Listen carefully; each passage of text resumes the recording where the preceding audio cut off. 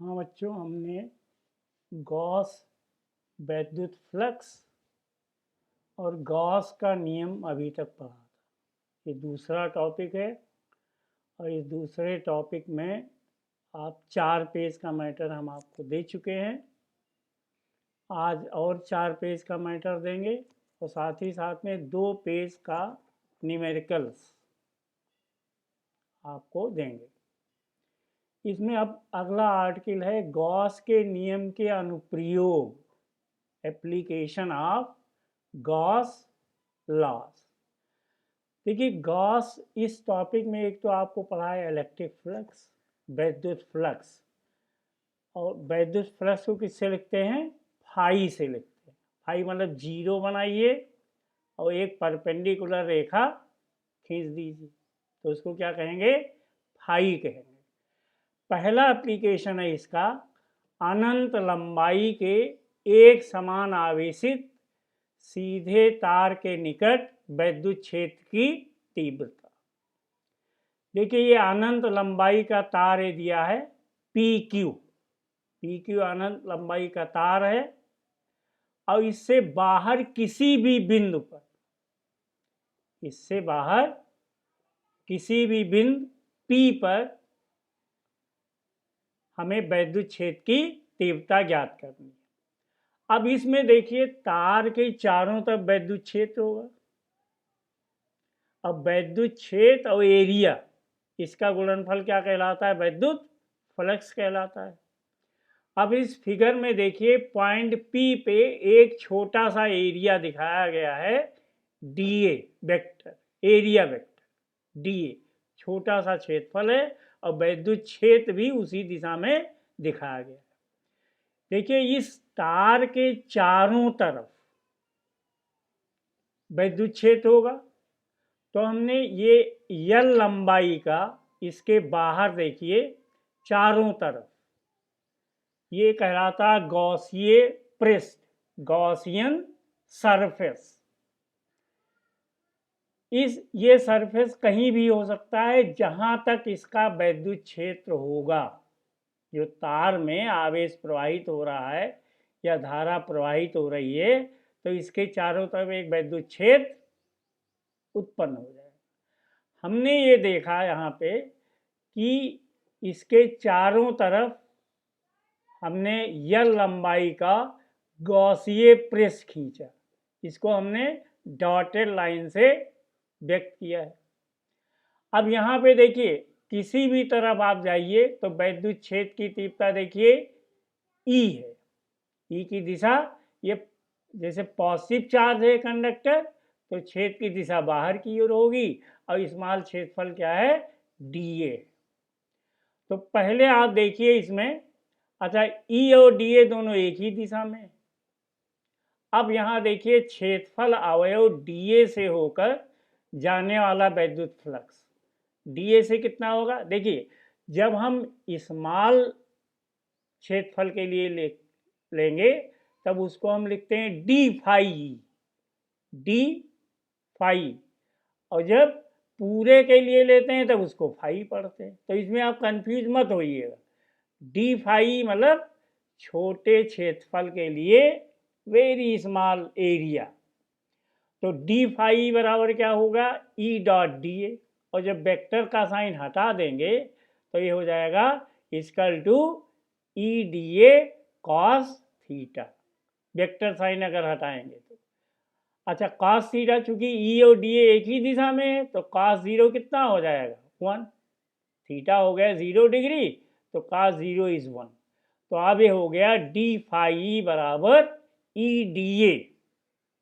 अब देखिए, गॉसियन पृष्ठ से गुजरने वाला वैद्युत फ्लक्स, गॉसियन पृष्ठ से गुजरने वाला इलेक्ट्रिक फ्लक्स क्या लिखेंगे? अब फाई पूरा हम निकालेंगे क्षेत्रफल A के लिए, तो phi equal to sign of integration E dot DA इक्वल टू क्या होगा?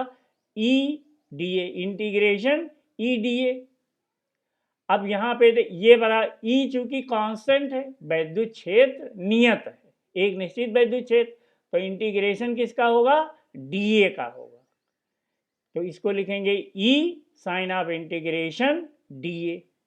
और ये सरफेस एरिया कितना होगा, किसी लंबवृत्तीय बेलन का पृष्ठ क्षेत्रफल 2 पाई आर एल होता है, तो इंटीग्रेशन डी ए ये कितना होगा 2 पाई आर एल, क्योंकि संपूर्ण पृष्ठ पर ई नियत है, तो इंटीग्रेशन डी ए ये बराबर होगा 2 पाई आर एल। तो अब ये फाई इलेक्ट्रिक फ्लक्स कितना हो जाएगा ई इंटू, और ये इंटीग्रेशन डी ए के जगह क्या लिख देंगे 2 पाई आर एल, ये एक इक्वेशन बन गई। अब देखिए, अब गॉस प्रमेय क्या कहती है, गॉस थ्योरम क्या है, phi equal to Q upon epsilon 0, ये दूसरा इक्वेशन हो गया। दोनों को इक्वेट कर दीजिए, समीकरण 1 और 2 दोनों में फाई है, तो क्या लिखेंगे E 2 pi R L equal to Q upon epsilon 0, और चूंकि क्यू बराबर क्या होता है lambda L, linear charge density क्या बता था, lambda equal to Q by L, तो lambda equal to linear charge density या रेखीय आवेश घनत्व। तो अब क्या हो जाएगा ई 2 पाई आर एल बराबर lambda L upon epsilon 0, lambda L upon epsilon 0। तो ई अगर निकालेंगे तो क्या आ जाएगा E equal to lambda upon 2 pi epsilon 0 R, E equal to lambda upon 2 pi epsilon 0 R. R क्या है, वो दूरी है तार से, वो दूरी जहाँ पे विद्युत क्षेत्र निकालना है, या आप कह सकते हैं जो आपने सिलेंडर बनाया है उसका रेडियस हो गया। तो ये हो जाएगा ई बराबर 1/4 pi epsilon 0 2 lambda upon R. देखिए यहाँ पे 2 पाई था, तो नीचे 2 से गुणा कर दिया तो क्या हो गया 4 पाई एप्सिलॉन 0 और 2 लेमडा अपान आर। इससे क्या फायदा होगा, क्योंकि 1/4 पाई एप्सिलॉन 0 का मान आपको मालूम है 9 × 10⁹। इसको वेक्टर फॉर्म में लिखेंगे तो यूनिट वेक्टर से और मल्टीप्लाई कर देंगे, क्या हो जाएगा E equal to 1/4 pi epsilon 0 1/एप्सिलॉन 0 और 2 lambda upon R into unit vector R. तो इस तरह देखा ई इज डायरेक्टली 1/r, यानी ई मतलब दूरी के व्युत्क्रमानुपाती। तो ये हुआ किसी तार में आवेश प्रवाहित हो रहा है, तो उसके चारों ओर विद्युत क्षेत्र की तीव्रता किसके आधार पर निकालते हैं, गॉस के नियम से। क्लियर है ये पेज 5 हुआ। अब पेज 6 पे आइए। पेज 6 में कहा गया कि अनंत विस्तार की समतल आवेशित चालक है अचालक, अनंत विस्तार की समतल आवेशित अचालक चादर के निकट विद्युत क्षेत्र की तीव्रता कैसे निकालेंगे, आवेशित पृष्ठ पर आवेश का पृष्ठ घनत्व सरफेस चार्ज डेंसिटी क्या बताया था, sigma equal to Q upon A. Q क्या है आवेश, सिग्मा क्या है आवेश का पृष्ठ घनत्व, तो क्यू अपान ए हो जाएगा। अब ए बेलन के प्रत्येक सिरे का क्षेत्रफल है, ए बेलन के, अब देखिए ये समतल प्लेट है, चार्ज है, पूरा एरिया इसका ए। इसमें अगर देखिए ये एक कोई भी हम विद्युत क्षेत्र लें, विद्युत क्षेत्र क्या है ई है, और इसमें जो ई दिया है इसमें देखिए ये एक बेलन दिखाया गया है, एक मतलब एक परपेंडिकुलर ये सरफेस लिया गया, तो ये जो बेलन का ये पृष्ठ है पूरा ये पृष्ठ हो जाएगा, पृष्ठ क्षेत्रफल कितना है ए है। और विद्युत क्षेत्र की तीव्रता देखिए ई, और ये स्मॉल एरिया पृष्ठ का स्मॉल एरिया क्या लिया गया डी ए। तो अब इसमें देखिए आप पहले विद्युत फ्लक्स निकालिए, फाई बराबर E into D A, integration E D A plus फिर again sign of integration E D A vector. देखिए दो प्रेस दिखाए गए और चूंकि ये स्केलर क्वांटिटी है तो स्केलर क्वांटिटी में क्या करेंगे, ऐड कर देंगे दो पृष्ठों के लिए। ई और डी ए क्या है, समांतर है, ई और डी ए समांतर हैं, तो ये हो जाएगा, दोनों ऐड करेंगे तो देखिए डी ए का इंटीग्रेशन क्या हो जाएगा, ई तो कांस्टेंट है, डी ए का इंटीग्रेशन ए। तो अब पहला पार्ट भी ई ए हो जाएगा, दूसरा भी ई ए हो जाएगा, तो फाई बराबर क्या हो जाएगा, 2EA। ये संपूर्ण फ्लक्स हो गया, संपूर्ण फ्लक्स क्या आ गया, 2EA। अब गॉस के नियम से फाई बराबर क्यू अपान एप्सिलॉन जीरो, और दूसरा फाई इक्वल टू क्यू के जगह क्या लिखेंगे, सिग्मा ए। सिग्मा क्या है, सरफेस चार्ज डेंसिटी, तो phi equal to sigma A upon epsilon zero.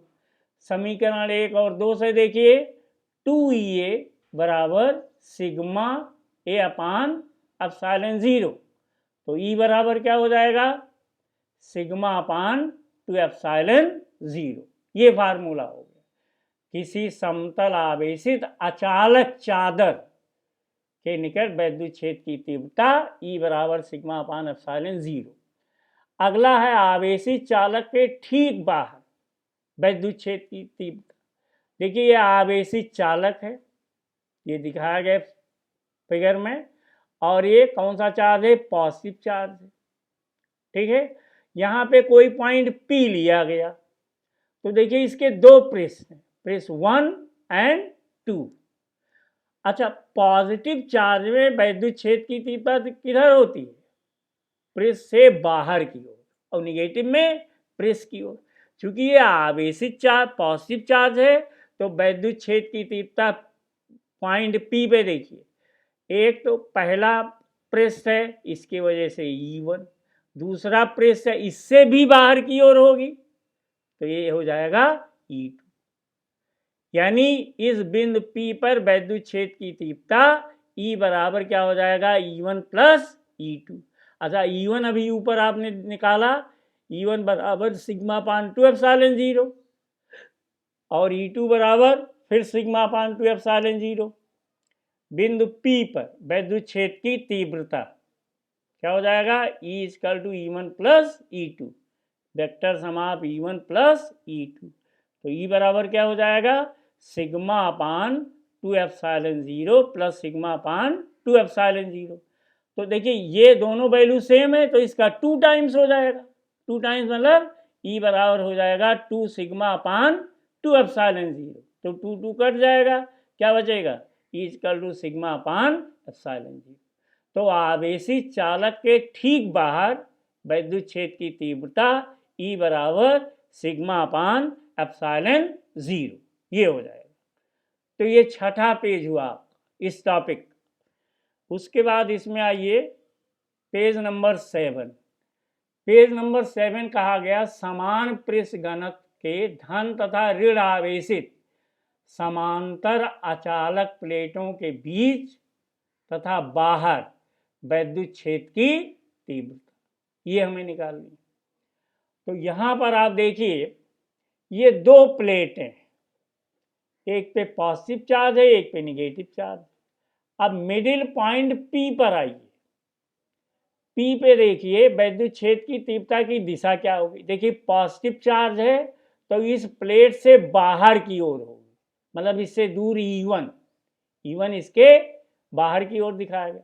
और E2 क्या है, ये निगेटिव चार्ज के लिए है, तो ये प्लेट की ओर होगी। तो पॉइंट P पे देखिए एक प्लस प्लेट की वजह से E1 एक दिशा में है, और E2 निगेटिव चार्ज के लिए भी उसी दिशा में आएगी, क्योंकि पहले के लिए बाहर की ओर होगी और दूसरे के लिए प्लेट की ओर होगी। तो इस तरह मिडिल पॉइंट में वैद्युत क्षेत्र की तीव्रता दोनों चालकों के लिए समान होगी। तो क्या लिखेंगे, E बराबर E1 प्लस E2 है, E बराबर E1 प्लस E2। तो अब E1 कितना होता है, अभी आपने पहले आर्टिकल में पढ़ा है, E बराबर sigma upon 2 epsilon zero plus sigma upon 2 epsilon zero. Add करेंगे 2 टाइम्स हो जाएगा, 2 सिग्मा अपान 2 एप्सिलॉन 0, 2 कट जाएगा तो ई बराबर सिग्मा एप्सिलॉन 0 हो जाएगा। इसी तरह से देखिए प्लेटों से बाहर बिंदु पी डैश पर वैद्युत क्षेत्र की थी। अब देखिए पॉइंट पी डैश पे आई, पी डैश में निगेटिव कंडक्टर जो है इससे इसकी ओर होगी वैद्युत क्षेत्र की तीव्रता E2 और पॉजिटिव कंडक्टर की वजह से बाहर की होगी।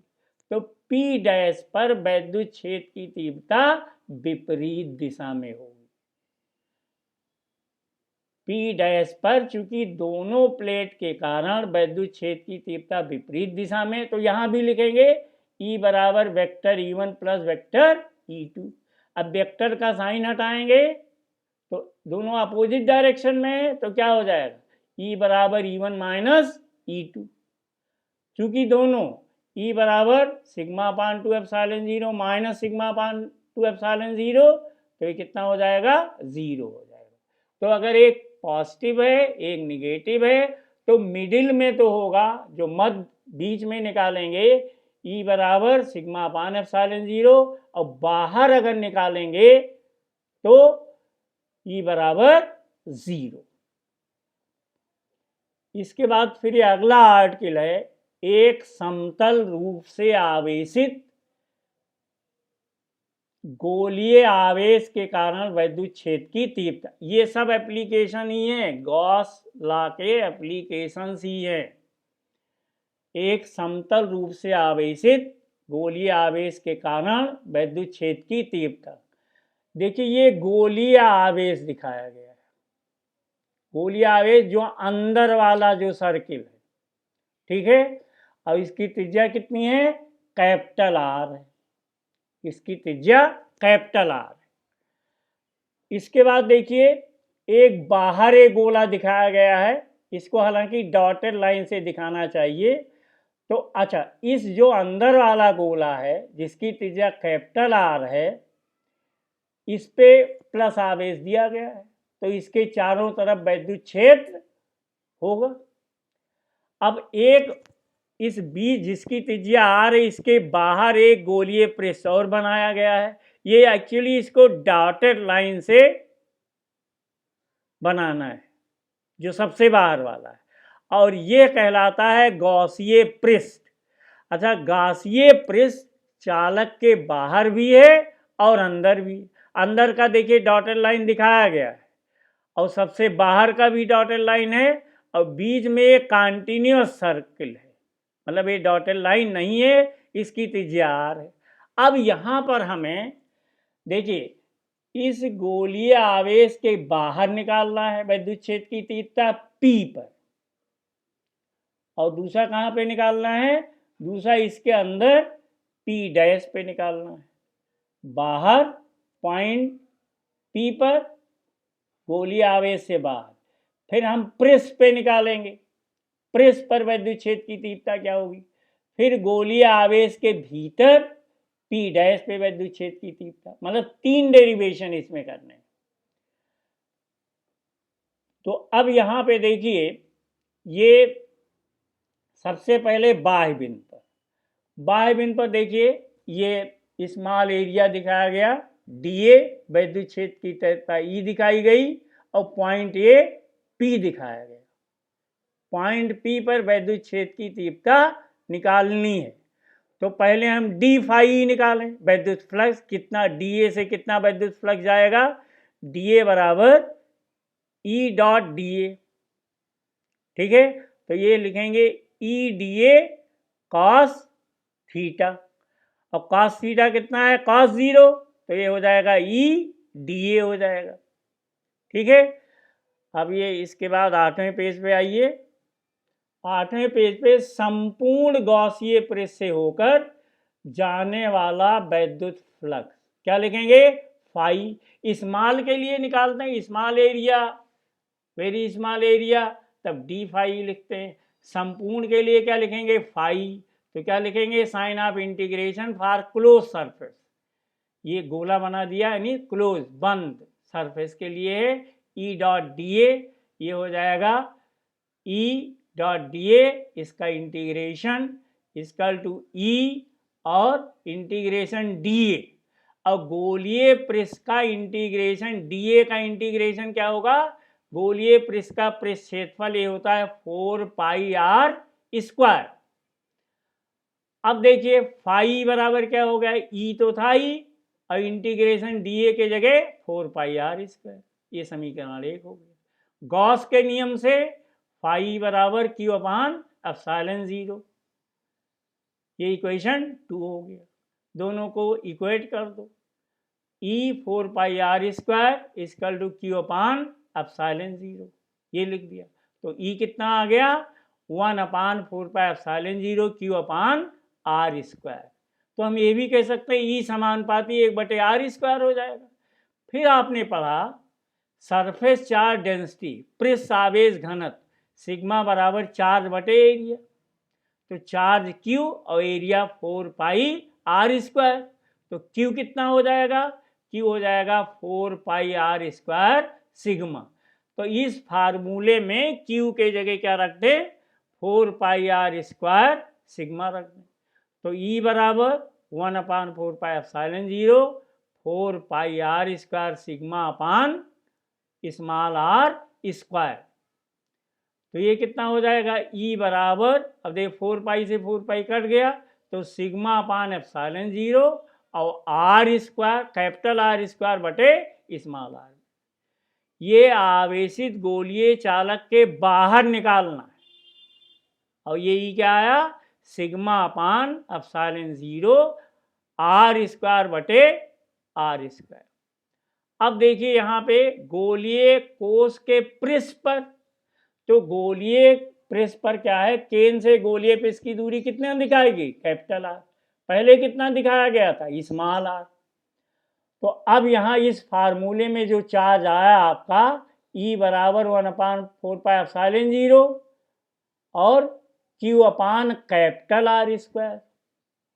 इस फार्मूले में देखिए Q upon 4 pi R square sigma बराबर Q upon 4 pi R square, surface charge density charge बटे एरिया। एरिया कितना है गोलीय पृष्ठ का, 4 पाई आर स्क्वायर। तो यहाँ पे सिग्मा, ये Q upon 4 pi epsilon 0 4 pi R square के जगह क्या लिख देंगे, सिग्मा। तो अब ये फार्मूला क्या हो गया, ई बराबर सिग्मा अपान एप्सिलॉन 0। तो दूसरा पृष्ठ पे क्या आएगा, ई बराबर सिग्मा अपान एप्सिलॉन 0। अब देखिए आप, गोलीय कोश के भीतर बिंदु P डैश पर, गोलीय कोश के भीतर बिंदु P डैश पर देखिए, चूंकि आवेश कोश के पृष्ठ पर वितरित है तथा कोश के भीतर कोई आवेश नहीं है, इसके मतलब क्या हुआ, वहां वैद्युत क्षेत्र की तीव्रता शून्य होगी। अतः फाई बराबर ई 4 पाई आर स्क्वायर, ये कितना हुआ 0, तो ई भी 0 हो जाएगा। तो इस तरह से ये सबसे इम्पॉर्टेंट आर्टिकल है, लास्ट वाला, अक्सर एग्जाम में पूछा जाता है। तो इसको आप कई बार, 1-2 बार देखिए, 2 बार 3 बार लेक्चर सुनिए, तब थोड़ा सा आपके समझ में आएगा। क्योंकि अगर पिछली चीज़ें नहीं याद है तो फिर आगे आप नहीं बढ़ पाएंगे।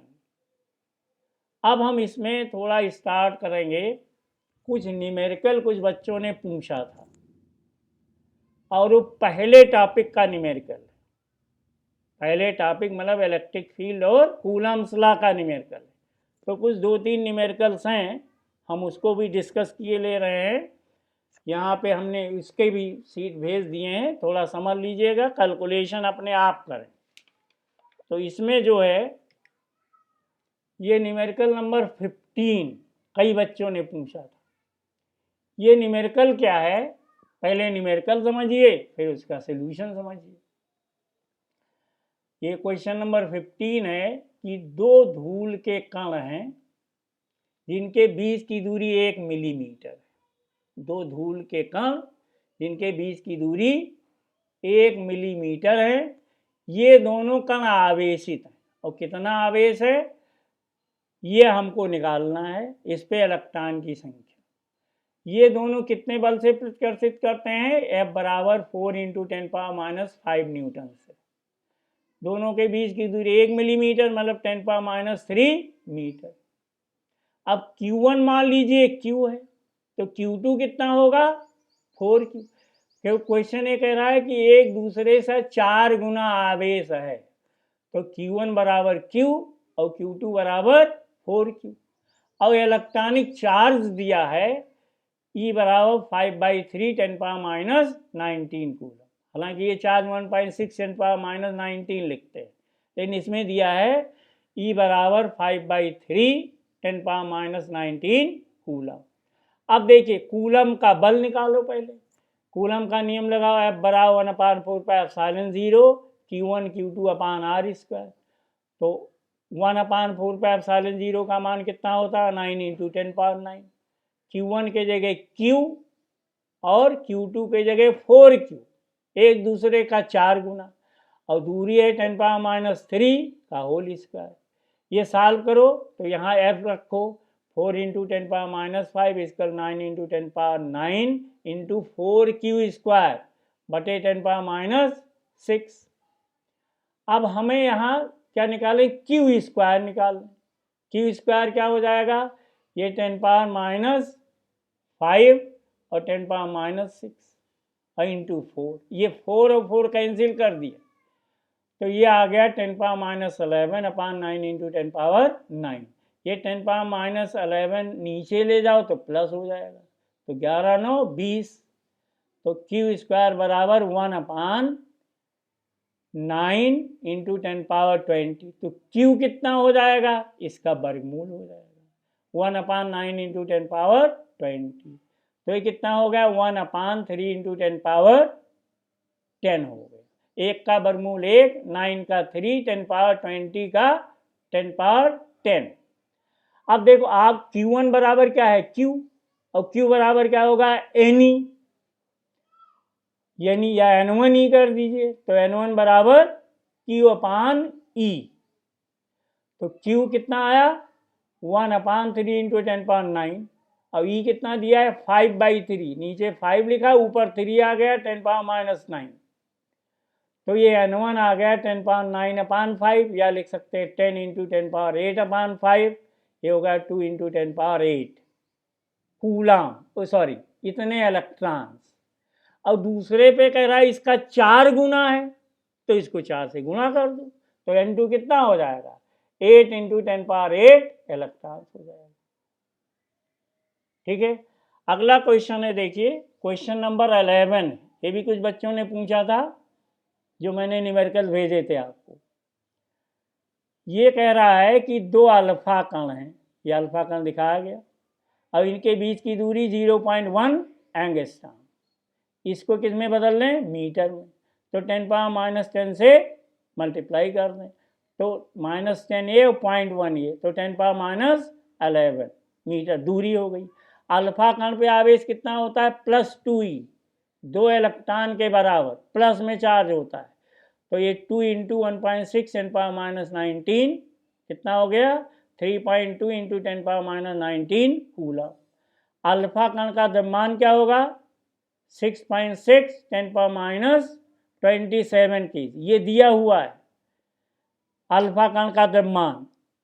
और कैपिटल G दिया हुआ है गुरुत्वाकर्षण नियतांक, ये होता है 6.6 10⁻11 न्यूटन मीटर स्क्वायर पर kg स्क्वायर। अब इसको आप देखिए, अब इसमें कह रहा है कि वैद्युत बल और गुरुत्वीय बल में तुलना कीजिए। तो वैद्युत बल के लिए क्या फार्मूला है? वैद्युत बल के लिए फार्मूला है, देखिए Fe, वैद्युत बल Fe बराबर 1/4πε0 Q1 Q2 अपान R स्क्वायर। वैल्यू रख दो। वैद्युत बल Fe से लिखते हैं, Fe बराबर ये 1/9 × 10⁻9 3.2 10⁻19 इंटू 3.2 10⁻19, ये हो गया और एफ ए दिया है, ये वैल्यू हमने रख दिया, और एफ इक्वल एफ दिया है, आर कितना दिया है 10⁻⁹ 10 मीटर, और 1/4πε0 कितना है 9 × 10⁻⁹। तो एफ ई कितना हो जाएगा, एफ ई बराबर ये 9 × 10⁻⁹, 3.2 और 10⁻38 यहाँ पे देखिए ये एफ जो लिखा हुआ है, जो ऊपर जो फार्मूला लिखा है, सबसे पहले वैद्युत बल और फिर उसके बाद एफ लिखा है, ये एक्चुअली एफ ही है, और नीचे आर स्क्वायर, ये मैं भूल गया हूँ लिखना आर स्क्वायर।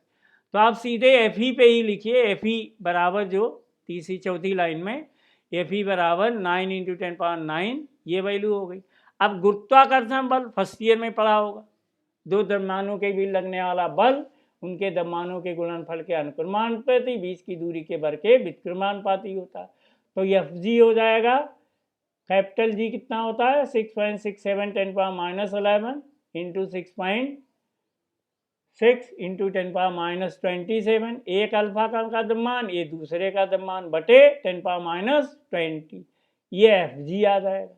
अब F E upon F G, F E जो आया आपका, इसको एफ जी से डिवाइड कर दीजिए तो यही तुलना हो जाएगा। F E upon F G, ये एफ ई के लिए वैल्यू रख दिया और एफ जी के लिए रख दिया, और ये सॉल्व करेंगे तो कितना आएगा 3.158 10⁻35 गुना, यानी वैद्युत बल लगभग 10⁻35 गुना होगा दो अल्फा कणों के बीच, F E upon F G, वैद्युत बल और गुरुत्वीय बल। फिर क्वेश्चन नंबर 17, ये भी कई लोगों ने पूछा था। 17 में ये कहा गया दो चार्ज हैं, एक पे +2 माइक्रोकूलम आवेश, दूसरे पे +6। तो ये पूछ ये रहा है कि अगर इसको हम -4 कूलम का और आवेश दे दें दोनों को, तो अब कितना बल हो जाएगा। पहले देखिए दोनों प्लस चार्ज हैं तो प्रतिकर्षण बल, पहले प्रतिकर्षण बल F बराबर ये दिया है 12 न्यूटन, तो 12 F बराबर 1/4 से Q1 Q2/r², 12 बराबर 9 × 10⁻⁹, Q1 कितना है 2 माइक्रोकूलम, तो 2 × 10⁻⁶, फिर इंटू दूसरा दिया है 6 माइक्रोकूलम, इसमें मिसप्रिंटिंग हो गई है, वो नहीं आया है, ये 6 कर दीजिए, 6 × 10⁻6 माइक्रोकूलम। अब देखिए इसमें ये क्या हो जाएगा 6 × 2 कितना हो जाएगा 12 हो गया, तो इसे r² निकाल लेंगे, r² निकालेंगे 9 × 12 10⁻³ अपान 12 कट गया 9 × 10⁻9। अब देखिए दूसरी स्थिति में कह रहा है प्रत्येक आवेश को -4 कूलम का आवेश दिया गया, तो पहला कितना था +2, -4 दिया गया तो कितना बचा -2 माइक्रोकूलम हो गया। दूसरे को कह रहा है 4 दिया गया तो +6 -4 ये 2। अब पहले पे -2 माइक्रोकूलम और दूसरे पे +2 माइक्रोकूलम का आवेश हो गया। अब इनके बीच आकर्षण बल लगेगा, फार्मूला रख दीजिए फिर Newton's formula, F = 1/4πε0 Q1 Q2 upon r² equal to value रख दीजिए 9 × 10⁻9, 2 × 10⁻6 और इंटू 2 × 10⁻6 अपान ये दूरी हो जाएगी इससे F, ये वैल्यू रख देंगे, F का मान ये r² का मान आपने निकाला है 9 × 10⁻³ तो ये रख दीजिए, तो ये बराबर क्या आ जाएगा 4 न्यूटन आ जाएगा। क्योंकि अपोजिट चार्ज हैं इसलिए ये आकर्षण बल होगा। तो ये 3 न्यूमेरिकल्स है, आप लोग ये सब कॉपी में बराबर लिखती रहिए, जब कभी कॉलेज खुलेगा तब देखा जाएगा, क्वेश्चन लगाती रहिए, पूछती रहिए। अब ये जो दूसरा टॉपिक हमने शुरू किया है ये है गॉस थ्योरम। मतलब इलेक्ट्रिक फ्लक्स और गॉस थ्योरम, इसमें सिर्फ एक आर्टिकल और बचा है, बाकी सारे आर्टिकल हो गए हैं इसमें।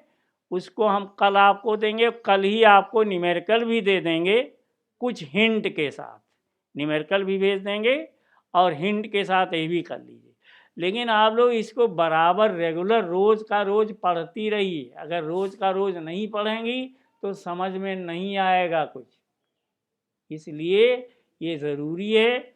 आप जो न्यूमेरिकल नहीं आता है उसके क्वेश्चन नंबर भेज दीजिएगा, या मैंने यह भी बताया है कि अगर आप न्यूमेरिकल लगा रही हैं, कोई छोटी मोटी चीज़ें पूछनी है तो आप फ़ोन पे कांटेक्ट कर सकती हैं, लेकिन फ़ोन पे कांटेक्ट कीजिएगा वो शाम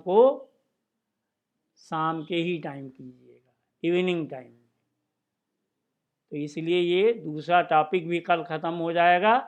अगर आप लोग आगे करती जाएंगी तो आप हमें आसानी रहेगी, आपके भी कुछ समझ में आएगा। अब अगर एक दिन छोड़ के दूसरे दिन पढ़ा, तीसरे दिन पढ़ा, तब आप उसको कुछ नहीं कर पाएंगे। इसलिए सभी बच्चों से मतलब मैं ये कह रहा हूँ कि जो अप टू डेट करती जाइए, इसीलिए मैटर भी थोड़ा कम कर दिया है, 4 ही 4 पेज का भेज रहा हूँ, क्योंकि आप जितना कर लेंगी उतना आगे के लिए ठीक रहेगा। ठीक है, तो आज का काम समाप्त, और फिर कल आपको फिर अगला आर्टिकल कराएंगे इसी टॉपिक से।